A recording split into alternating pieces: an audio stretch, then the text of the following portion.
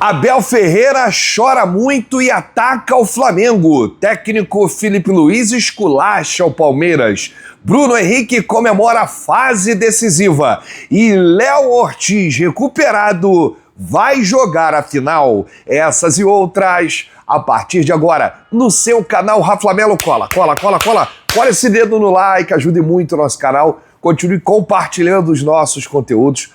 Se você ainda não é inscrito, aqui embaixo tem um botão. É muito importante a sua inscrição para o crescimento do nosso canal. Não se esqueça sempre de ativar o sininho para receber todos os nossos vídeos. Raflamelo 81 nessas redes. Vem comigo, assiste até o final, não pule esse cama parte, porque tem muita informação do rubro-negro mais querido do Brasil e do mundo. Promoção nessa quarta em homenagem ontem ao empate do Mengão e a mão na taça, tá quase com a mão na taça o Flamengo. Olha, quase que eu perdi a voz num mar rubro-negro aqui em Lima, comemorando o empate do Flamengo e a derrota do Palmeiras. São 5 pontos de diferença, 5! E o Flamengo só depende dele. O Flamengo só depende de uma vitória diante do Ceará em casa na próxima quarta-feira. O Flamengo pode ser campeão até mesmo com um empate, se o Palmeiras não vencer, né? Mas aí, para depender só da gente, é uma vitória contra o Ceará, só isso. Se o Flamengo não vencer o Ceará e empatar com o Ceará, empatar com o Mirassol no último jogo, aí vai para a última rodada. Mas o Flamengo é campeão, o Flamengo só não pode perder, não pode dar mole. E os jogadores sabem disso. Ontem, acompanhando o jogo, né, aqui em Lima, em Miraflores, Calheiras Pizzas, onde está acontecendo, né, a concentração da torcida do Flamengo, eu não sei nem dizer qual o número de torcedores ontem, mas certamente tinha mais de 1.000 torcedores ali na rua, acompanhando o jogo e vibrando no gol do Bruno Henrique, cantando muito no gol do Grêmio. Enfim, deu tudo certo. Olha, gente, o discurso do Abel Ferreira, né, foi ridículo ontem na coletiva e viralizou um discurso vitimista, tentando achar o erro, transferindo a responsabilidade para o Flamengo, insinuando que o Flamengo está aí com 75 pontos por conta dos erros de arbitragem, né, condicionando aí tudo isso a favor do Flamengo. Quase que ele disse que o Flamengo chegou aí nesse campeonato com a ajuda da arbitragem e que o campeonato estaria manchado. Não é assim, Abel, não é assim, não é por aí, não é por aí. O Flamengo está com 75 pontos e o Palmeiras com 70. Mas aí, se você for encontrar os erros, você vai ver que seu time não ganha 5 jogos, não tem mais o árbitro que ajudou vocês contra o São Paulo, a dupla Flaco Lopes e Vitor Roque não funciona mais, o time caiu muito de rendimento, caiu muito a condição física, caiu muito a questão tática, não é mais aquele Palmeiras não, Abel. E aí, a gente tem aqui o discurso do Abel Ferreira ontem na coletiva, né? E ele disse isso aqui, não vivo de 6. Se o pênalti fosse marcado, o jogo tinha ficado 3-3, 4-3. Mas depois desse pênalti, muita coisa mudou. Nomeadamente, o árbitro dessa competição ficou pendurado. Será que outros árbitros não ficaram com medo de apitar, por exemplo, o pênalti no Maracanã, em Gomes, no início de Flamengo e Palmeiras? Se comparar o pênalti com o do Arrascaeta na casa do Palmeiras, na primeira volta, há muita diferença? Há diferença, a bola bate no jogador do Vitória e nem ao VAR foi ver. Será que os árbitros não ficaram todos com medo que a CBF os castigasse e o STJD ainda desse mais dias de castigo, o que nunca tinha visto em 5 anos no Brasil? Continuou. Bom, depois do jogo do São Paulo, percebemos todos os clubes que estavam passando. E entendi no último jogo, não foi o Palmeiras que desistiu. Não desistiu do pênalti no Maracanã, não desistiu no pênalti do Santos, não desistiu do pênalti do Vitória. Ô, Abel Ferreira, deixa eu te lembrar uma coisa aqui, cara. Você tá falando do jogo contra o São Paulo, né? De São Paulo e Palmeiras pra cá. Mas você não tá falando do antes? A quantidade de jogos que o Palmeiras foi beneficiado pela arbitragem, aí você se cala. E outra, você disse que não ia comentar mais sobre a arbitragem. E agora tá falando, Abel. O que aconteceu que você mudou assim, dessa forma? Mudou completamente, hein? Por que você não reclamou dos jogos passados, Abel? Você não reclamou do calendário e agora está reclamando, Abel. Você antes estava do lado da CBF e agora não está, Abel. O que aconteceu? Porque você mudou drasticamente. Tá um chororô que eu vou te contar. Ninguém aguenta mais esse chororô, Abel. Toda a coletiva você chora e não admite os erros técnicos da sua equipe, não admite o investimento mal feito, não admite a oscilação do time, os jogadores caindo muito recentemente, né? Isso tudo você não admite, Abel. E aí? E aí? Vai dizer o quê? Agora, ficar com esse discurso aí, se vitimizando, insinuando que o Flamengo está aí na liderança por conta da arbitragem, que foi ajudado. Você, Abel, tá querendo dizer que o campeonato tá manchado, Abel? Porque você tá 5 pontos atrás do Flamengo. Se você tivesse na liderança, tava tudo bem, né, Abel? Que loucura, hein? Olha, eu vou dizer uma coisa pra você. O Flamengo vai ser campeão brasileiro e vai ser campeão da Libertadores. Eu tô sentindo, eu tô com muita confiança. E aí eu quero ver o que o Abel Ferreira vai fazer, porque tem um trecho no livro do Abel Ferreira que ele diz que se ele passar uma temporada e não conquistar títulos, ele vai embora.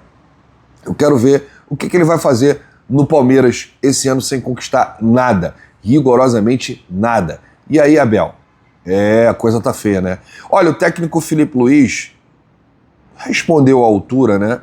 Quando foi perguntado sobre o jogo do Palmeiras. Primeiro que o Filipe destacou muito a participação do Bruno Henrique, mais uma vez decisivo, fez o gol do empate, que deixa o Flamengo aí com 5 pontos, né, na vantagem em relação ao Palmeiras, tendo mais 2 jogos pela frente. Gol aos 46 minutos do segundo tempo. Eu sei que você comemorou muito esse gol do Bruno Henrique, hein? Você comemorou e muito. E aí, são 7 pontos, né, na frente do Cruzeiro, que ainda tem um jogo a menos. E aí o Flamengo tem saldo de 22 gols na frente dos paulistas e 23 na frente dos mineiros. E pode levantar a taça na próxima quarta-feira contra o Ceará. Então, a gente passou aqui alguns cenários, né, possíveis para esse jogo. O Flamengo pode até empatar os 2 jogos, mas tem que torcer por um tropeço do Cruzeiro, porque o Cruzeiro tem um jogo a menos e pode chegar ainda à mesma pontuação. Bom, o Filipe Luiz, ele falou isso aqui sobre o Campeonato Brasileiro, sobre o jogo de ontem. O time fez um bom jogo. Não é fácil pressionar o Atlético Mineiro. Conheço bem o Sampaoli.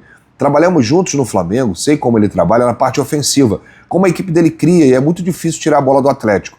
Eles vêm de jogar uma prorrogação, mas nossos jogadores estão com muita confiança. Estão num grande momento e que queríamos, de qualquer maneira, tentar vencer esse jogo, como era muito importante pra gente. Com o erro nosso, eles fizeram um gol. E a partir daí ficou muito difícil. Tivemos chance, a bola naqueles dias, que não queria entrar. Acredito que o time encontrou os espaços, encontrou as vantagens, conseguiu gerar perigo. Perguntaram para ele sobre o que ele achava do jogo que estava acontecendo lá em Porto Alegre, né? Ou melhor, da vitória do Grêmio diante do Palmeiras. Ele disse: não sabia do resultado. Como falei antes do jogo, não nos importamos com o que acontece do outro lado. Toma, Abel! Toma, Leila! Toma, Palmeiras! Filipe Luiz não quer nem saber. E a gente só depende da gente, não tem que olhar o outro lado. Nós só dependemos da gente. Torcedores gritaram em algum momento, todos imaginaram que poderia ser gol do Grêmio, mas nós só dependemos de nós mesmos, não do outro lado. Esse era o foco e o que tentei passar para os jogadores que estivessem a todo momento com a cabeça dentro do campo. Achei que o Emerson Royal fez mais uma partida ruim, né? Destoou do restante do elenco. E o Filipe aproveitou para falar sobre o Emerson Royal e disse: na parte ofensiva não tinha muita facilidade porque o Atlético Mineiro defende em linha de 5. Na fase defensiva, algumas vezes ele sofreu. Isso temos que melhorar. Ele tem que evoluir. A fase defensiva é número 1 para o lateral. Ele tem que defender bem. O meu trabalho é fazer ele crescer nessa individualidade. Tá aí o Filipe criticando essa parte defensiva do Emerson Royal, mas que está ajudando muito ele a evoluir nesse quesito que ele julga o mais importante. A logística para voltar ao Rio, e hoje Daqui a pouco vai ter o maior Aeroflá da história. Logística para voltar ao Rio. Tivemos várias reuniões para montar a melhor estratégia para viajar para Lima. Pensamos que, depois do jogo de hoje, era importante todos os jogadores voltarem para casa, dormirem com suas famílias, se despedirem de suas crianças, renovar as energias e também estar na frente da torcida. Achamos que era muito importante viver esse momento e agora começamos a desfrutar desse grande momento que é a final da Libertadores da América. Daqui a pouco, né, gente, a torcida já está com tudo preparado lá na base aérea do Galeão para receber o time, vai empurrar o ônibus, né? Só que dessa vez parece que vai ser o maior Aeroflá. A mobilização está muito grande da torcida. O Bruno Henrique, que mais uma vez foi decisivo ontem, eu falei que é um jogador que está vivendo o melhor momento da carreira agora, o Bruno Henrique, ele disse: o trabalho devolve, eu trabalho pra caramba, sou um cara muito dedicado e isso está sendo mostrado em campo. Fico muito feliz, eu amo o Flamengo, é o time do meu coração. Tá aí o Bruno Henrique. Bruno Henrique, você vai fazer o gol do título da final da Libertadores. Alguma coisa tá me dizendo isso. Você é um cara, eu não vou usar a palavra predestinado, porque predestinado é o Gabriel Barbosa, o Gabigol, mas você é um cara que encarna o espírito rubro-negro. Você, quando a gente vê o Bruno Henrique, a gente vê o Flamengo, né? É realmente impressionante. Aquele cara que é humilde, aquele cara que se dedica, que trabalha, né, que não desiste nunca, que é muito decisivo e que reviravolta, né, na sua vida, na sua história. Você que teve uma lesão gravíssima, quase parou de jogar, voltou, deu a volta por cima, renovou com o Flamengo, aí teve momentos ruins, momentos bons, e agora, na reta final, né, no momento chave, na semana de ouro do Flamengo, você resolve melhorar, faz gol em todos os jogos. Ontem fez um gol aí muito decisivo que ajudou o Flamengo, né, aos 46 minutos do segundo tempo, e não à toa está vivendo essa fase maravilhosa. Gente, eu tenho para dizer aqui que o Léo Ortiz melhorou, tá 100% do problema, né, que ele tinha, das dores, da lesão. Agora a questão dele é ritmo de jogo, porque ele não atuou nas últimas partidas pelo Flamengo, mas ele vai para a final. O técnico Filipe Luiz disse que ele está recuperado, não foi a campo ontem por ser um gramado sintético, né? Se fosse qualquer outro gramado, ele iria para pegar ritmo de jogo. A dupla de zaga deve ser formada por Léo Pereira e Léo Ortiz, mas o Danilo também tem chance. Vamos acompanhar, a gente traz todas as informações aqui para o torcedor rubro-negro. Programação do Flamengo, 12h30, horário de Brasília, tá? Apresentação mais almoço, 2 da tarde, saída para o aeroporto, 17 horas, voo fretado para Lima, 20h25, 22h25, chegada aqui em Lima, né? E 22 horas, meia-noite. Gente, olha só, são 2 horários. Eu vou falar sempre o horário de Brasília, porque aqui o Flamengo divulgou pra gente, com também o horário de Lima. Então, esquece o horário de Lima, que são 2 horas para trás, né? Então, se aí no Brasil são 11 horas, aqui são 9. Então, vamos lá. Horário de Brasília, 12h30, daqui a pouquinho, daqui a 1 hora. Apresentação e almoço. 14 horas, 2 da tarde, saída para o aeroporto. 17 horas, 5 da tarde, voo fretado para Lima. E aí, a chegada aqui em Lima será 22h25, 10h25 da noite aí do Brasil, horário de Brasília. E aí, à meia-noite, horário de Brasília, o jantar no hotel da concentração do Flamengo. Então tá aí toda a programação completa para você acompanhar. Um grande abraço, saudações, bate no peito e diz: isso aqui é Flamengo, valeu!